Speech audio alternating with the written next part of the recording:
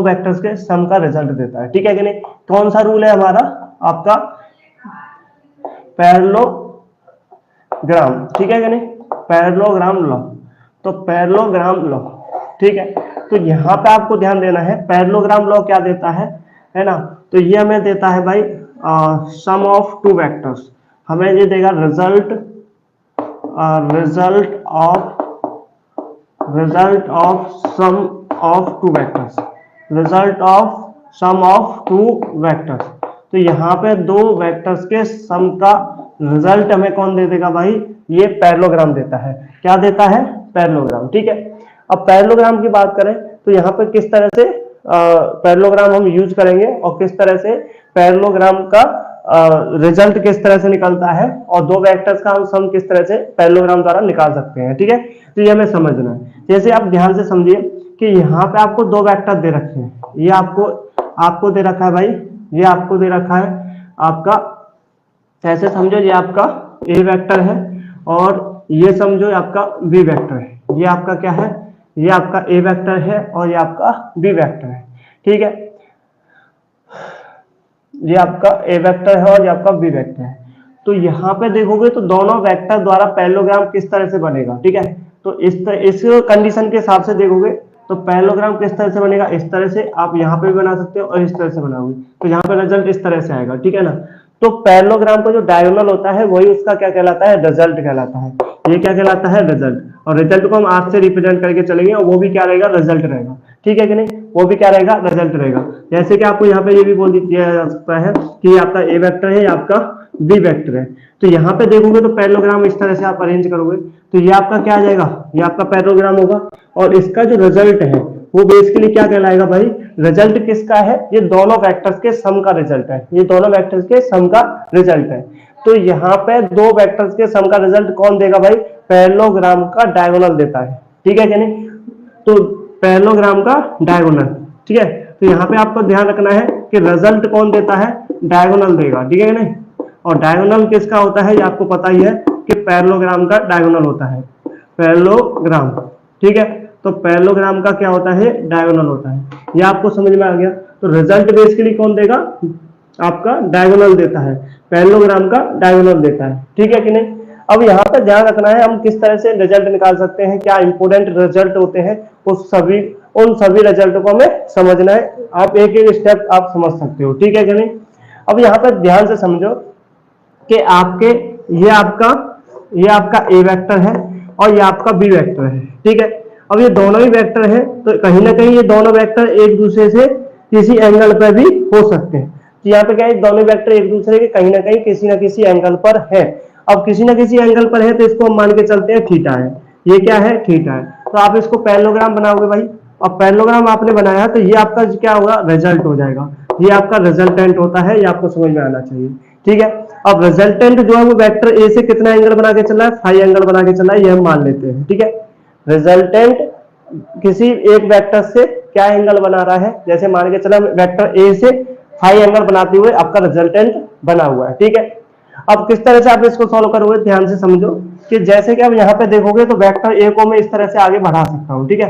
तो यहाँ पे इसको क्या करोगे, लंब डालोगे, ठीक। तो यहाँ पे देखो ये वाला बी वेक्टर है, ये आपका क्या है, बी वेक्टर। और आपको एक टॉपिक कराया था लोकलाइज्ड वेक्टर, क्या कराया था, लोकलाइज्ड वेक्टर। तो क्या कर सकते हैं, इसके पैरेलल में हम इसको शिफ्ट कर सकते हैं। तो इसका मतलब आपका ये बी वेक्टर है, यदि मैं इसको इस तरह से शिफ्ट कर रहा हूं तो इसका मतलब ये भी आपका जो वेक्टर होगा वो भी वेक्टर क्या होगा भाई, वो भी वेक्टर क्या होगा भाई, वो भी आपका बी वेक्टर होगा, वो भी वेक्टर क्या होगा भाई, बी वेक्टर होगा, ठीक है कि नहीं। अब ध्यान से समझो कि आपका ये वेक्टर क्या हो गया, बी हो गया, और यहां से आता है इसको बढ़ा के चल रहे हैं तो ये आपका क्या कहलाएगा भाई, कहीं ना कहीं आपका ए वेक्टर होगा, ठीक है ना। अब यहाँ पे ये समझ के चलो कि ये आपका ए वेक्टर है यहाँ से यहाँ तक और ये आपका बी वेक्टर है, तो ये एंगल भी थीटा था और यहाँ पे भी ये एंगल क्या हो जाएगा, थीटा ही होगा, क्योंकि ये आपका क्या है, ये पैरेलल ही तो शिफ्टिंग हो रहा है, तो एंगल में कोई भी चेंज नहीं आएगा। यदि हम इसको आगे ऐसे शिफ्ट करते हैं तो इसके एंगल में कोई भी चेंज नहीं आने वाला है, ये आपको समझ में आना चाहिए। तो इसका मतलब आपका जो बी वेक्टर और ये आपका एंगल हो गया, ठीक है। अब हमें ये वाली चीजें निकालनी है। अब ध्यान से समझो, यदि हमें ये चीजें निकालनी है, एक तो आपका ये हाइट निकालना है और ये आपको एक बेस निकालना है। तो आपको ये वाला ट्रायंगल दिख रहा होगा, इसी चीज को हमें ध्यान से समझना है। ये आपका क्या हो गया, थीटा हो गया, ठीक है। अब जो आपको वेक्टर बी दे रखा है, तो इसका कहीं ना कहीं हमें क्या चाहिए, रिजल्ट चाहिए। कहीं ना कहीं सॉल्व करने के लिए क्या चाहिए होगा, रिजल्ट की जरूरत पड़ेगी। तो आप क्या करोगे, रिजल्ट निकाल लोगे। क्या निकाल लोगे, रिजल्ट निकालोगे। तो बी वेक्टर का क्या करोगे, मॉड कर लोगे। रिजल्ट निकालने के लिए क्या करते थे, तो आपको पता ही है, रिजल्ट निकालने के लिए हम क्या कर लेंगे भाई, बी वेक्टर का मॉड निकाल लेंगे। तो ये आपको पता चला, ये आपको ये वाली चीज दे रखी है ना। अब ये ट्रायंगल आपको दिख रहा होगा, ये यहाँ पे 90 डिग्री है। अब जब 90 डिग्री है तो इसके सामने वाली साइड क्या होती है भाई, इसके सामने वाली साइड जो होती है वो क्या कहलाती है भाई, है ना। 90 डिग्री है तो एक पॉइंट आपको यहाँ पे ये समझना है कि यदि एक एंगल 90 डिग्री है तो इसको हम क्या बोलते हैं, समकोण बोलते हैं। क्या बोलते हैं, समकोण बोलते हैं, समकोण त्रिभुज बोलेंगे। यदि यहाँ पे एक एंगल क्या हो, 90 डिग्री हो, तो उसको क्या बोलते हैं, समकोण त्रिभुज बोलते हैं, जिसे क्या बोलते हैं, राइट एंगल ट्रायंगल बोलते हैं। राइट एंगल ट्रायंगल, इसको हम क्या बोलते हैं भाई, राइट एंगल ट्रायंगल बोलते हैं। अच्छा, अब राइट एंगल ट्रायंगल है तो आपको ये भी ध्यान रखना है कि 90 डिग्री के सामने की साइड, है ना, 90 डिग्री के सामने की साइड, 90 डिग्री के सामने की साइड। तो यहाँ पे ध्यान से समझो, सामने की साइड क्या होती है, ये हमेशा याद रखना है।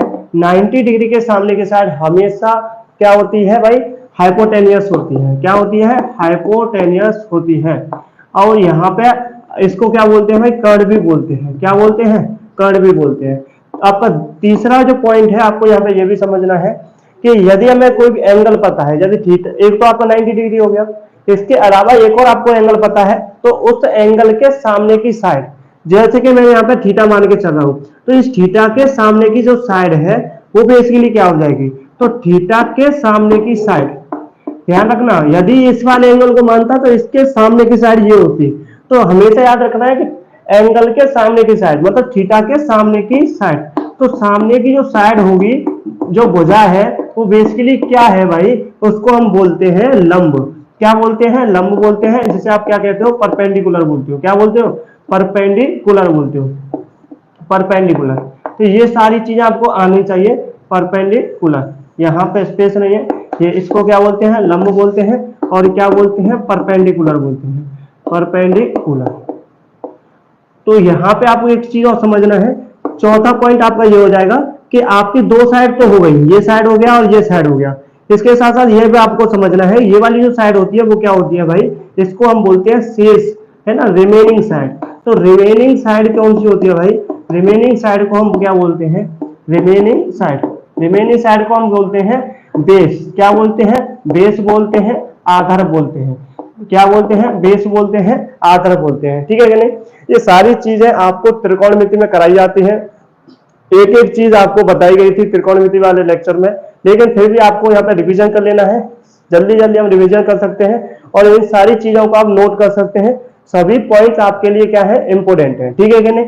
अब यहाँ पे आपको ये समझ में आ गया कि आपका परपेंडिकुलर क्या है, लंब क्या है, और आपका हाइपोटेनियस क्या होगा, कर्ण क्या होगा, और बेस क्या होगा, आधार क्या होगा, ये आपको समझ में आ गया है। ठीक है कि नहीं। इसके साथ साथ जब आपका राइट एंगल ट्रायंगल होता है तो यहीं पर आपको त्रिकोणमिति के 6 रिजल्ट भी कराए जाते हैं। अब 6 रिजल्ट कौन कौन से होते हैं, जैसे आपने पढ़ रखा है, sine theta, cos theta, tan theta, और आपका कॉट थीटा, सेक थीटा और कोसेक थीटा। ठीक है, हम ज्यादा डेप्थ में नहीं जाएंगे, लेकिन इन चीजों को समझना बहुत जरूरी है। यदि आप इन चीजों को अभी नहीं समझ पाए तो आपको ये प्रूफ आपको समझ में नहीं आएगा कि पैरेललोग्राम से हम रिजल्टेंट कैसे निकालते हैं, क्या चीजें हैं, किस तरह से हम इसको प्रूव कर पाएंगे, है ना। तो ये दिक्कतें आना शुरू हो जाएगा। तो आपको नॉलेज होना बहुत जरूरी है। तो थोड़ा सा आप इसको नोट कीजिए। इसके बाद थोड़ा सा त्रिकोणमिति के बारे में भी समझते हैं, क्या है, क्या चीजें हैं। तो वो सारी चीजें समझ के फिर इस टॉपिक पर दोबारा से आएंगे। ठीक है कि नहीं। तो जब आपका कोई भी टॉपिक यदि टच हो रहा है ना, यदि त्रिकोणमिति से यदि ये टॉपिक आपका टच हो रहा है तो हमें वो टॉपिक उठाना ही पड़ेगा। ठीक है कि नहीं। तो इस टॉपिक को बिना समझे हम आगे नहीं बढ़ सकते हैं, वरना आपको ये समझ में नहीं आएगा। तो ये आपका दूसरा पॉइंट है, ये तीसरा पॉइंट है, आपका ये चौथा पॉइंट है। ठीक है कि नहीं। तो यहाँ पे आपका ये राइट एंगल ट्रायंगल आता है, तो वहां पे काम क्या करता है भाई, वहां पे आपकी एक चीज काम करना शुरू कर देती है, त्रिकोणमिति, है ना, जिसे हम बोलते हैं ट्रिगोनोमेट्रिक ट्रिगोनोमेट्रिक फंक्शन। क्या बोलते हैं? ट्रिगोनोमेट्रिक फंक्शन बोलते हैं, ट्रिगोनोमेट्रिक फंक्शन बोलते हैं। ये आपको समझ में आने चाहिए। अब ट्रिगोनोमेट्रिक फंक्शन आपके कितने होते हैं? टोटली 6 होते हैं। कितने होते हैं? टोटली 6 होते हैं। ये आपको समझ में आना चाहिए। कौन कौन से होते हैं? आपका होता है साइन थीटा, और आपका होता है कॉस थीटा, और आपका क्या होता है टेन थीटा, और आपका क्या हो जाएगा भाई कॉट थीटा, और आपका क्या होता है भाई सेक थीटा, और ये आपका क्या हो जाएगा भाई कोसेक थीटा। ठीक है कि नहीं? ये तो आपको कोई दिक्कत है नहीं। अभी जो हम रिसेंटली जो टॉपिक पढ़ना चाह रहे हैं तो उसमें आपके इंपोर्टेंट क्या है? ये 3 टॉपिक है। ये एक दूसरे के क्या होते हैं? अपोजिट होते हैं। ये क्या होते हैं? इन तीनों के ही क्या होते हैं? ये अपोजिट होते हैं। अच्छा, अपोजिट मतलब क्या होते हैं? उल्टे होते हैं। अपोजिट मतलब उल्टे होना। ठीक है, अब उल्टे होते हैं ये तो हम समझ लेंगे, पहले आप 3 को समझ के चलो। यदि हम बात करें साइन थीटा की, तो साइन थीटा बेसिकली क्या होता है? यदि ये आपका राइट एंगल ट्रायंगल है तो ये आपका एंगल थीटा है और ये 90 डिग्री है, तो इसके सामने वाली साइड क्या कहलाती है भाई? कर्ण कहलाती है, जिसे कैसे रिप्रेजेंट करते हैं कर्ण को। और या आप इसको कह सकते हो हाइपोटेनियस, या क्या कह सकते हो? हाइपोटेनियस कह सकते हो। यदि हम बात करें लंब के सामने वाली साइड क्या होती है? परपेंडिकुलर, तो इसे पी से भी रिप्रेजेंट कर सकते हो, और इसे लंब भी बोलते हैं, इसलिए इसको एल से भी रिप्रेजेंट करते हैं। अब यहाँ पे जो रिमाइंडर है आपका बेस होता है, और बेस को हम क्या बोलते हैं? आधार भी बोलते हैं, तो इसे ए से भी रिप्रेजेंट करते हैं। ठीक है ना? तो इंग्लिश हिंदी का कॉम्बिनेशन रहता है। तो आप किसी किसी भी बोर्ड से तैयारी कर रहे हो, है ना, यूपी बोर्ड हो या आपका सीबीएसई बोर्ड हो, है ना, या आप कंपटीशन की तैयारी कर रहे हो, तो इंग्लिश और हिंदी दोनों कॉम्बिनेशन को हम लेकर चल रहे हैं, जैसे आपको कोई भी दिक्कत नहीं आए। ठीक है ना? बहुत से बच्चे होते हैं कि उनको केवल इंग्लिश में समझ में आता है, बहुत से बच्चे होते हैं जिनको हिंदी में ही समझ में आता है। तो हम सारी चीजें दोनों चीजों को लेके चल रहे हैं। ठीक है कि नहीं? तो यहाँ पे एक चीज आप समझ के चलते हो, यदि इंग्लिश वाले हैं तो इंग्लिश वाले बच्चे किस तरह से याद रखते हैं? ठीक है, इंग्लिश वाले बच्चे आप किस तरह से याद रखते हैं? आप ये बोल के चलोगे, ये आपका पी हो जाएगा। ठीक है, तो पाकिस्तान, P4 क्या हो जाएगा? पाकिस्तान, P4 पाकिस्तान, और B4 पाकिस्तान भूखा। ठीक है ना? B4 भूखा हो जाएगा, B4 भूखा हो जाएगा। ठीक है, इसके बाद आपका क्या बचा भाई? इसके बाद आपका आ जाएगा भूखा और प्यासा, P, B और P। ये क्या होता है? पाकिस्तान भूखा और प्यासा। और क्या होता है? ये आपका हो जाएगा H, और इसके बाद क्या आ जाएगा भाई? आपका B हो जाएगा, हिंदुस्तान हरा भरा। ठीक है ना? तो आप इस तरह से ट्रिक्स को याद रखते हैं। क्या ट्रिक्स होती है भाई? पाकिस्तान भूखा प्यासा और हिंदुस्तान हरा भरा। ठीक है कि नहीं? ये कौन से बच्चे हैं जो इंग्लिश में याद रखते हैं? लेकिन हिंदी वाले बच्चे क्या याद रखते हैं? लाल बट्टे कक्का। क्या याद रखते हैं? लाल बट्टे कक्का याद रखते हैं। ये भी आपको समझ में आना चाहिए। तो आपका ये P/H जो होता है वो आपको क्या बताता है भाई? Sign theta. क्या बताता है? Sign theta. और B/H जो बताता है वो आपको बताता है कॉस थीटा। P/B क्या बताता है भाई? ये आपका बताता है टेन थीटा। ठीक है कि नहीं? इसी तरह से लंब बटे कर्ण आपका साइन थीटा, आधार बटे कर्ण आपका कॉस थीटा, लंब बटे आधार आपका क्या होता है भाई? टेन थीटा होता है। ठीक है कि नहीं? तो यहाँ पे जल्दी जल्दी आप कर सकते हो। ये आपका क्या हो जाएगा भाई? ये आ जाएगा P/H, और ये आपका क्या आ जाएगा? आपका आ जाएगा B/H, और ये आपका क्या आ जाएगा? P/B आ जाएगा। और ये इसके क्या होते हैं? अपोजिट होते हैं। ये इसके क्या होते हैं? अपोजिट होते हैं। ये आपको समझ में आना चाहिए। ठीक है, या हम इसको बोल सकते हैं लंब बटे कर्ण, और इसको क्या बोलते हैं भाई? आधार बटे कर्ण, और इसको क्या बोलते हैं भाई? लंब बटे आधार बोलते हैं। ठीक है, ठीक, अब आगे चलते हैं। तो इन्हीं रिजल्ट को ध्यान रखना है, इन सभी रिजल्ट को हमें याद रखना है कि कौन कौन से क्या रिजल्ट होते हैं, क्योंकि इन्हीं का हम ज्यादातर यूज करने वाले हैं। किसका यूज करने वाले हैं? इन सब का यूज करने वाले हैं। किस किस का ध्यान रखना है? एक साइन का यूज करेंगे और कॉस का यूज करेंगे, साइन का यूज करेंगे और कॉस का यूज करेंगे। ये आपको समझ में आना चाहिए। ठीक है, जैसे कि हम बात करते हैं उसी रिजल्ट पर जो हम कर रहे थे, उसी पॉइंट पर हम चर्चा करते हैं। आपको यहाँ पे साइन थीटा और कॉस थीटा क्या होता है ये आपको समझ में आ गया होगा। सारी चीजें क्या चल रही हैं ये भी आपको समझ में आ गया होगा कि कौन कौन सी चीज कहां पर लिंक कर रही है। ठीक है, कौन से टॉपिक में कौन सी चीज कहां पर लिंक कर रही है, ये सारी चीजें आपको बिल्कुल क्लियरली पता चल जाएगा। आप ऐसे ही आप लेक्चर लेते रहिए, नोट्स बनाते रहिए, आपको किसी भी पॉइंट पर कोई भी दिक्कत नहीं आएगी। जब भी आपको कोई भी अदर कॉन्सेप्ट यदि रिलेट करता है, उस कॉन्सेप्ट को पूरी तरह से क्लियर कराने के बाद फिर दोबारा से हम उसी टॉपिक पर आ जाएंगे जो हमारा प्रेजेंट में चल रहा था। ठीक है कि नहीं? तो हम सभी टॉपिक्स को लेके चलेंगे, कोई भी आपका पॉइंट नहीं रहने वाला है, ठीक है, सब पॉइंट क्लियर करके चलेंगे। अब इसमें आपको ये पता था कि आपका क्या था, बी वेक्टर, और ये आपका क्या था, ए वेक्टर। तो यहां से आपको क्या निकाला, रिजल्ट निकाला था। तो ये आपका क्या था, आर था, ठीक है कि नहीं, आर वेक्टर था, और इसको हमने इस तरह से बनाया था, ये आपको याद है, इस पर लंब डाला था, ठीक है। ये जो है वो क्या है, बी है, और बी को हमने क्या मान लिया था, बी मॉड माना था, क्योंकि हमें रिजल्ट की जरूरत पड़ेगी। और ये एंगल आपका थीटा था। तो इसमें आपने ये वाला एंगल को बिल्कुल अलग ले लो, थोड़ा सा इसको झूम करके देखते हैं। तो झूम किया तो ये आपका थीटा होता है, और ये आपका क्या हो जाएगा, मॉड ऑफ बी हो जाएगा। हमें केवल और मॉड ऑफ बी की जरूरत पड़ेगी, ठीक है। अब ध्यान से समझना, मुझे केवल और केवल क्या चाहिए, लंब चाहिए। आ रहा है कि नहीं आ रहा? और आपको दे क्या रखा है, आपको कर्ण दे रखा है। क्या दे रखा है, कर्ण दे रखा है। लेकिन आपको क्या निकालना है, लंब निकालना है, ठीक है कि नहीं। लंब किसे बोलते हैं भाई, परपेंडिकुलर को, और कर्ण किसे बोलते हैं, आपका हाइपोटेनियस को बोलते हैं। तो हाइपोटेनियस आपका क्या है, बी दे रखा है। अब देखो कर्ण आपको दे रखा है, लंब निकालना है। तो लंब और कर्ण कहां पे मिले थे, तो आपको याद होगा साइन थीटा पे। कहां मिले थे भाई, साइन थीटा। और साइन थीटा क्या होता था भाई, लंब बटे कर्ण। तो आपको ये लंब भी निकालना है, और लंब बटे कर्ण क्या दे रखा है आपको, मॉड ऑफ बी दे रखा है। तो इसका मतलब आपका ये पता चला कि लंब जो है वो आपका क्या आ जाएगा, mod of B sine theta आ जाएगा। क्या आ जाएगा, mod of B sine theta आ जाएगा। ये बात क्लियर है। अब यदि हमें आधार चाहिए तो आधार कहां मिलेगा, आधार और कर्ण कहां मिलेगा भाई, आधार और कर्ण। तो आधार बटे कर्ण क्या होता है, cos थीटा। तो आधार आपको निकालना है, और कर्ण आपको दे रखा है मॉड ऑफ बी।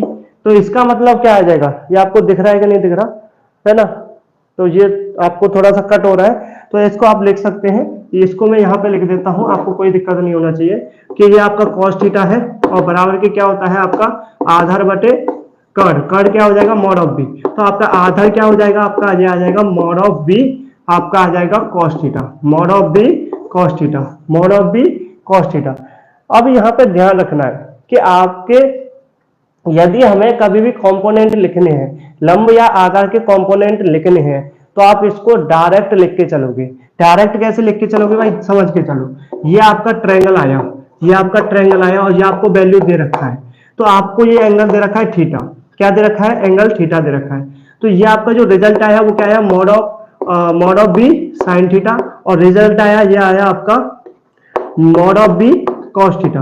क्या आया, mod of B cos theta. अब ध्यान से समझना, इसको किस तरह से हम जल्दी निकाल सकते हैं, ये आपको थोड़ा सा समझना है। जैसे ये समझो, ये आपका ए वेक्टर था और ये आपका बी वेक्टर है। तो बी वेक्टर को हम क्या कर रहे हैं, इसको घेरो, इसके ऊपर क्या करना पड़ेगा, इस एंगल को छोटा करना है। ये समझो, इस एंगल को हम बिल्कुल खत्म कर रहे हैं। ये एंगल कहां से बना है, यहां से यहां जा रहा है। तो ये एंगल यहां से यहां है, तो इसको खत्म करो। खत्म करोगे तो क्या करोगे, इसको घेरोगे, और जब घेरोगे तो क्या आएगा, एकदम से धड़ाम से इस पर गिरेगा। और जब धड़ाम से इस पर गिरेगा तो क्या होगा भाई, इसके खांसी निकलेगी, एकदम खस खस करेगा। क्या करेगा, खस कर देगा। तो जब इस पर गिरेगा तो किस तरह की आवाज निकलती है, खस करके। तो खस करके मतलब कॉस थीटा। तो खस करके आवाज आएगी तो क्या हो जाएगा, कॉस थीटा हो जाएगा, ठीक है कि नहीं। तो इसका मतलब मॉड ऑफ बी यदि इस पर गिरेगा तो आवाज कैसी आती है, खस, ठीक है कि नहीं। तो इससे आप याद रख सकते हो कि आपका यहाँ पे जो रिजल्ट क्या होता है, इस तरह से आप करोगे तो ये आपका थीटा है, और यहाँ पे आपको मॉड ऑफ बी दे रखा है। तो यहाँ पे आपका ये वाला कंपोनेंट क्या हो जाएगा, इस पर इसको घेरो धड़ाम से, तो ये आवाज आएगी खॉस करके। तो आपका mod of B cos theta, और दूसरा आपका ऑटोमेटिकली आपका क्या हो जाएगा, साइन थीटा हो जाता है। ये आप बिल्कुल याद रखोगे। तो आपको यहाँ पे कोई भी दिक्कत नहीं आएगी कि आपको यह पहचानना है कि कौन सा कंपोनेंट क्या है, साइन थीटा वाला कौन सा है, कॉस थीटा वाला कौन सा है। ये आपका बिल्कुल कॉन्सेप्ट क्लियर हो गया होगा, आपको यहाँ पे कोई भी दिक्कत नहीं आने वाली है, ठीक है कि नहीं। तो अब यहाँ पे मैं क्या कर सकता हूँ, ये सारी चीजें आप नोट कर सकते हैं, आप ये सारी चीजें समझ गए हैं, इसलिए मैं यहाँ पे रिजल्ट को लिख रहा हूँ। अब आप आराम से लिख सकते हैं। तो इस कॉन्सेप्ट को नहीं भूलना है। आप जिसके ऊपर गिर रहे हो तो कहीं ना कहीं उसमें क्या है, धड़ाम से गिरोगे तो आवाज कैसे निकलेगी, खॉस करके। तो ध्यान रखना, कॉस वाला कंपोनेंट वो होता है जो कोण को कम करता है। क्या कर रहा है, कोण को बिल्कुल कम कर दे। एकदम से गिरोगे तो कोण कम हो जाएगा, कोण कम होते ही पता चल जाएगा किसके ऊपर गिर रहा है, ठीक है कि नहीं। आगे चलते हैं। तो आपका जो रिजल्ट बिल्कुल क्लियर हो गया होगा। अब देखो, इसको हमें थोड़ा सा और करते हुए चलना है। देखो, अभी तक हमने रिजल्ट नहीं निकाला है। रिजल्ट निकालने के लिए आपको छोटी छोटी चीजें समझना बहुत जरूरी है। जब तक आप इन छोटी छोटी चीजों को नहीं समझोगे तब तक आप इस रिजल्ट को अच्छे से नहीं समझ पाओगे।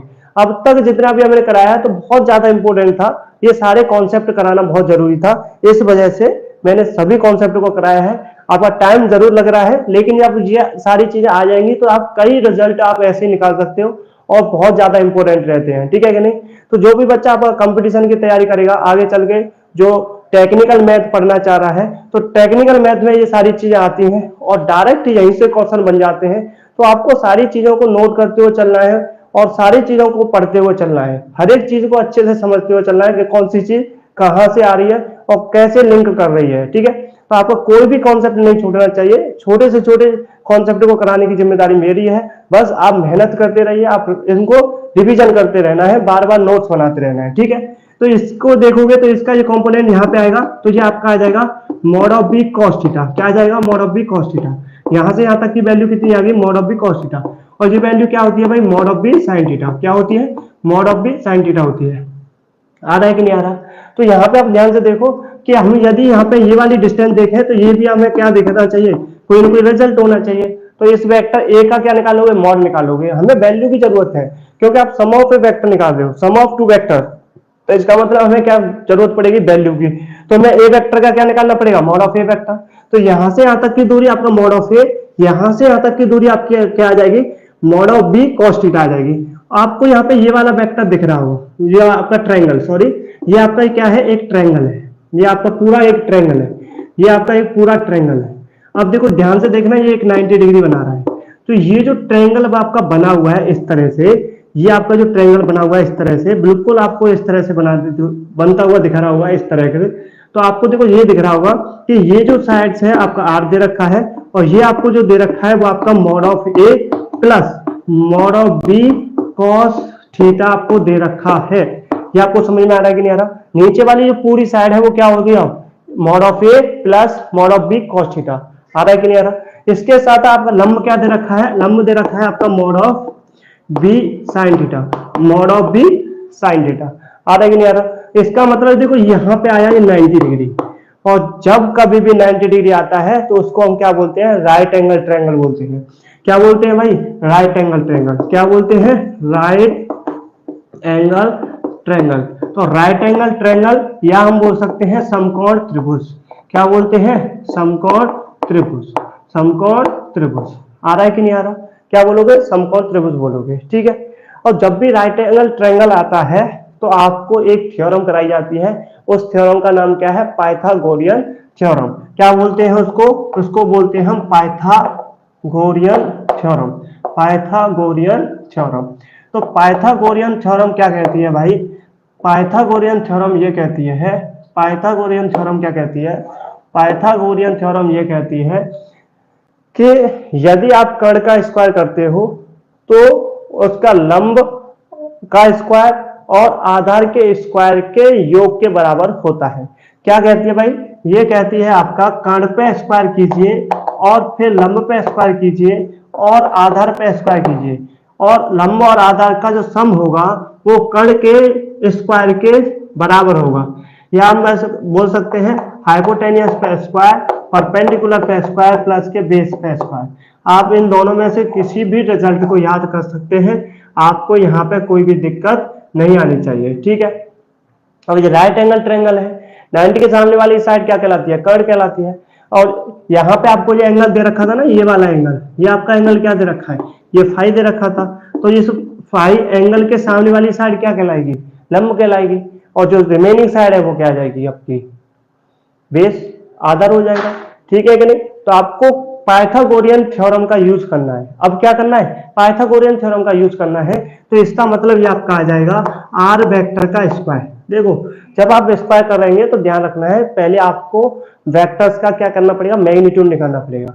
मैग्नीट्यूड का ही स्क्वायर होता है, मतलब कांस्टेंट वैल्यू का ही हम स्क्वायर कर सकते हैं, वेक्टर का स्क्वायर नहीं होता, मैग्नीट्यूड का स्क्वायर होता है। ये आपको ध्यान रखना है। तो वेक्टर आर का क्या करेंगे? पहले मॉड लगाओगे तब स्क्वायर निकालोगे, ठीक है कि नहीं। तो यहाँ पे क्या करना पड़ेगा? कर्ण पे स्क्वायर करना है। अब कर्ण पे स्क्वायर इक्वल टू क्या आ जाएगा? लंब पे स्क्वायर। और लंब क्या दे रखा है आपका? ये दे रखा है mod of B sine theta, और mod of B sine theta का होल स्क्वायर प्लस इसके साथ साथ आपको क्या करना है भाई? आधार का स्क्वायर। आधार आपका क्या दे रखा है? मॉड ऑफ ए प्लस के मॉड ऑफ बी और cos theta, mod of B cos theta का होल स्क्वायर। आ रहा है कि नहीं आ रहा? तो आप इसको जब सॉल्व करोगे तो क्या आएगा भाई, इसको सॉल्व करेंगे तो आएगा मॉड ऑफ बी का होल स्क्वायर और जो हो जाएगा आपका साइन पे स्क्वायर थीटा, साइन पे स्क्वायर थीटा। ये देखो आपका ये आ जाएगा ए प्लस बी का होल स्क्वायर, और ए प्लस बी का होल स्क्वायर क्या होता है भाई, A square plus B square plus का 2ab। ये तो सभी बच्चों को याद रहता है, तो इस पर हमें ज्यादा चर्चा नहीं करनी है। आप डायरेक्ट खोलो ए, तो ये आपका आ जाएगा मॉड ऑफ ए का होल स्क्वायर। अब यहाँ पे आ जाएगा मॉड ऑफ बी का स्क्वायर और कॉस पे स्क्वायर थीटा प्लस का 2ab, प्लस का 2ab। तो प्लस के 2ab को यहाँ लिख देता हूँ, तो 2 और मॉड ऑफ ए और जो आ जाएगा mod of B cos theta. आ रहा है कि नहीं आ रहा? अब देखो ध्यान से समझना है, क्या आपका वेक्टर ए का स्क्वायर दे रखा है और वेक्टर बी का स्क्वायर और कॉस पे स्क्वायर थीटा, वेक्टर बी पे स्क्वायर साइन पे स्क्वायर थीटा। क्या वेक्टर बी पे स्क्वायर और वेक्टर बी पे स्क्वायर यहाँ पे दोनों में कॉमन दिख रहा है? तो कॉमन दिख रहा है तो कॉमन वालों को पास रख लो और जो अलग अलग है उनको अलग रहने दो। जैसे कि यहाँ पे हम क्या करेंगे, आपका लिखोगे वेक्टर आर का स्क्वायर, तो यहाँ पे आ जाएगा आपका वेक्टर ए का स्क्वायर प्लस आपका वेक्टर बी पे स्क्वायर। देखो यहाँ से मैं कॉमन ले रहा हूँ क्योंकि इसमें और इसमें मॉड ऑफ बी वेक्टर का स्क्वायर क्या है, कॉमन आ रहा है। तो यहाँ पे बचेगा आपका साइन पे स्क्वायर थीटा और प्लस का बचेगा कॉस पे स्क्वायर थीटा। और इसमें क्या बच रहा है भाई, साथ ही साथ आपको मिल रहा है ये वाला, ये आपका क्या आ जाएगा, इसको मैं नीचे लिख देता हूँ, ये आएगा 2 मॉड ऑफ ए और आपका मॉड ऑफ बी और ये आपका आ जाएगा कॉस थीटा। क्या आ जाएगा, कॉस थीटा आ जाएगा। ठीक है, तो यहाँ पे आप लिख सकते हो वेक्टर ऑफ ए आर पे स्क्वायर और ये आपका हो जाएगा मॉड ऑफ ए पे स्क्वायर। ध्यान से समझो, साइन पे स्क्वायर थीटा प्लस कॉस पे स्क्वायर थीटा। आप त्रिकोणमिति में पढ़ोगे इसका मान क्या होता है, 1 होता है। तो आपको ये याद रखना है, साइन पे स्क्वायर थीटा प्लस कॉस पे स्क्वायर थीटा इक्वल टू क्या होता है, 1 होता है। क्या होता है, 1 होता है। ठीक है, तो त्रिकोणमिति की चर्चा हुई है, तो कौन कौन से ज्यादातर इंपोर्टेंट रिजल्ट होते हैं ये ज्यादातर आपको याद रखने हैं। कौन कौन से रिजल्ट हैं, देखो ध्यान से समझ लो, बहुत ज्यादा जरूरत है इन सभी रिजल्ट की। ठीक है, आगे चल के आपको जरूरत पड़ेगी। जैसे कि आपका त्रिकोणमिति का होता है साइन पे स्क्वायर थीटा और कॉस पे स्क्वायर थीटा इक्वल टू क्या हो जाएगा, 1 हो जाएगा, याद रखना है। एक होता है आपका सेक पे स्क्वायर थीटा माइनस, एक होता है टेन पे स्क्वायर थीटा माइनस के 1। एक आपका क्या होगा भाई, कोसेक पे स्क्वायर थीटा माइनस के कॉट पे स्क्वायर थीटा इक्वल टू 1। ये आपका पहला पॉइंट, दूसरा और तीसरा, ये 3 रिजल्ट बहुत ज्यादा इंपोर्टेंट है, ये आपको याद रखने हैं। 3 रिजल्ट बहुत ज्यादा इंपोर्टेंट है, याद रखना है। तो साइन पे स्क्वायर थीटा प्लस कॉस पे स्क्वायर थीटा क्या होता है, 1 होता है। तो ये 1 हो जाएगा, तो यहाँ पे केवल और केवल क्या बचेगा, मॉड ऑफ बी पे होल स्क्वायर बचेगा। और क्या चल रहा है आपका प्लस का 2, मतलब plus 2 mod of A mod of B cos theta. आ रहा है कि नहीं आ रहा? तो ये आपका रिजल्ट दिख रहा है कि नहीं दिख रहा? ठीक है, हाँ ये आपको विजिबल है। तो आप यहाँ पे देखोगे तो आपको इस स्क्वायर को इधर लेके आओगे तो क्या आ जाएगा, यदि आप इसी स्क्वायर को इधर लेके आते हो तो आर वेक्टर, ठीक है, तो आपका क्या आएगा भाई, आर वेक्टर इक्वल टू आ जाएगा मॉड आ जाएगा, और मॉड के अंदर क्या आ जाएगा, वेक्टर ए का whole square plus vector B के मॉड का whole square plus 2 vector A का और वेक्टर बी का मल्टीप्लाई और कॉस थीटा। ये आपका रिजल्ट होता है। यदि दो वेक्टर किसी एंगल पर हो, किसी कोण पर स्थित हो, तो उन दोनों कोणों का योग जो होगा वो क्या आ जाएगा, ये आएगा। तो ये क्या कहलाता है, रिजल्टेंट आर वेक्टर कहलाएगा। और आर वेक्टर क्या होता है, root mod of A square plus mod of B square plus का 2 mod of A mod of B cos theta होता है। ये आपको समझ में आना चाहिए, ठीक है कि नहीं? तो ये 2 वेक्टर्स का क्या होता है, सम होता है। इसके साथ साथ आपसे क्या पूछा जाता है, इसके साथ साथ आपसे पूछा जाता है कि रिजल्टेंट किस एंगल पर स्थित है, रिजल्टेंट किस एंगल पर स्थित है, ये भी आपसे पूछा जाता है। तो रिजल्टेंट क्या होगा भाई, थोड़ा सा और समझ के चलो। जैसे कि हमने देखा था कि हमारा जो ट्रायंगल आया था वो क्या आया था, इस तरह से ट्रायंगल आया था, इस तरह से आपको दिखा था ये वाला ट्रायंगल। यहाँ पे आपका फाई एंगल था, ठीक। तो यहाँ पे जो डायरेक्शन है वो आर वेक्टर की ये है। डायरेक्शन मतलब होता है झुकाव, किस एंगल पर वो झुका हुआ है वही आपकी क्या कहलाती है, डायरेक्शन कहलाती है। तो आर वेक्टर, तो ये ए वेक्टर से कितना झुका हुआ है। तो यहाँ पे आपका जो रिजल्ट आया था वो क्या आया था भाई, मॉड ऑफ ए प्लस के mod of B cos theta, और ये आपका क्या आया था भाई, ये आया था mod of B sine theta, mod of B sine theta. तो इसका मतलब मैं यहाँ पे लिख सकता हूँ ten of five, ten of five, ten of five निकालना क्यों जरूरी है ये आपको समझना चाहिए। ये आपका क्या है, झुकाव है, झुकाव मतलब ये इसकी डायरेक्शन है।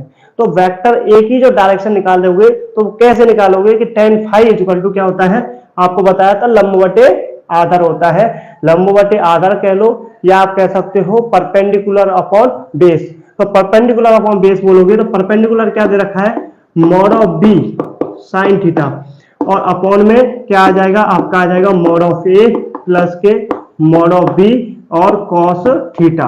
ये आपका एंगल हो जाएगा, ये आपका एंगल हो जाएगा, और क्या हो जाएगा भाई, ये डायरेक्शन भी हो जाएगी। किसकी डायरेक्शन, आपके रिजल्टेंट की डायरेक्शन हो जाएगी, रिजल्टेंट की डायरेक्शन हो जाएगी।